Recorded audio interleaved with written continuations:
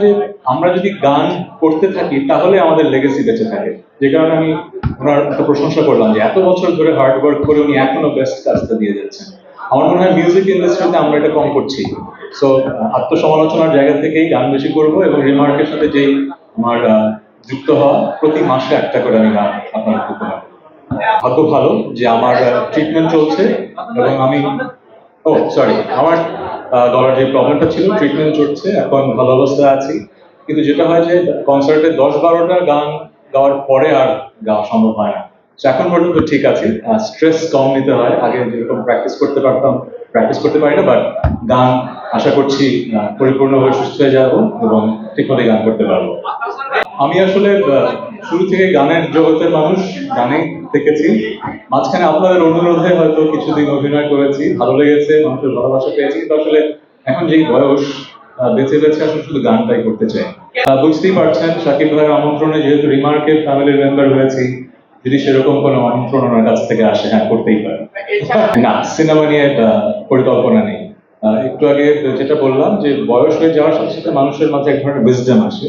আমার মাঝে যেটা ধারণা, আমাকে এত বছর 25 বছর ধরে কাজ করছি, মানুষ গানে মানুষ যে ভালোবাসাটা দিয়েছে সেটা আসলে দুষ্প্রাপ্য, আমি সেটাই ধরে রাখি। অভিনয় ভালোবাসা পেয়েছি, একটা সময় করেছি। ওই যে যেরকম বললেন, যদি অসাধারণ কোনো গল্প আসে, সুযোগ আসে করবো। তো আসলে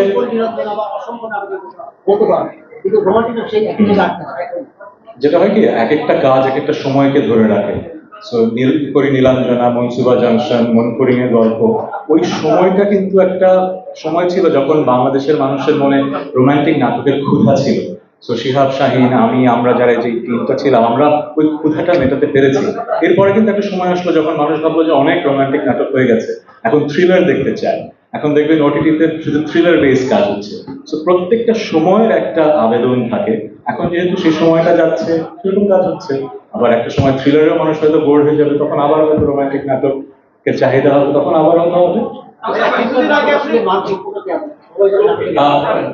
নাটকের মান কেমন সেটা দর্শক বলে দেবে। বাংলাদেশের নাটকের মান, সিনেমার মান দিন দিন ভালো হচ্ছে, আমি পজিটিভটাই দেখি। কিন্তু আমরা যারা কাজ করি, আমরা তো খারাপ কাজ কখনো করতে চাই না, আমরা ভালো কাজ করতে চাই। কিন্তু মানুষের টেস্ট প্রোফাইল, রুচি তো ভিন্ন রকম হয়। আপনি 18 কোটি 20 কোটি মানুষের সবাইকে তো এক জিনিস পছন্দ করাতে পারবেন না। যেরকম গত পরশুদিন আমার একটা গান রিলিজ পেয়েছে, গানটার নাম হচ্ছে ভুলে যাবে। যে কোম্পানিটা গানটা প্রডিউস করেছে তারা গ্লোবাল স্ট্যান্ডার্ডে করতে চেয়েছে বলে ল্যাটিন আমেরিকার একজন ডিরেক্টরকে, স্বনামধন্য ডিরেক্টরকে হায়ার করেছে। হলিউড হিলসে একটা ম্যানশনে ভিডিও করা হয়েছে, অসাধারণ ভিডিও হয়েছে। কিন্তু আমার যারা একদম রোমান্টিক স্যাড গান শুনে অভ্যস্ত, তারা বলছেন যে এই ধরনের গান আপনি কেন করবেন। কিন্তু আবার অনেক মানুষ বলছে যে ওয়াও, এরকম ওয়ার্ল্ড ক্লাস একটা গান ভিডিও আপনি করলেন। সো আমরা আসলে ভালো খারাপ কি সেটা জাজমেন্ট দেওয়ার মানুষ না, আমরা সৃষ্টিশীল মানুষ, আমরা সৃষ্টি করব।